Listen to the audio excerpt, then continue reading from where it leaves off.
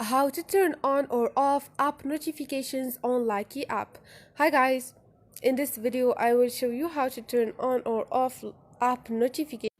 So first thing, go to your Likee app. All you need to do is click on those three lines up there, click on setting at the bottom, and now you're gonna find notifications. Click on it. Scroll down until you find app notifications. Turn off this option if you want and turn it on wherever you want. Enable to receive notifications and reminders related to you while using app.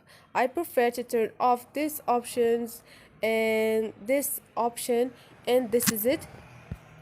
Hope this video was helpful to you guys. If it was, don't forget to subscribe and like.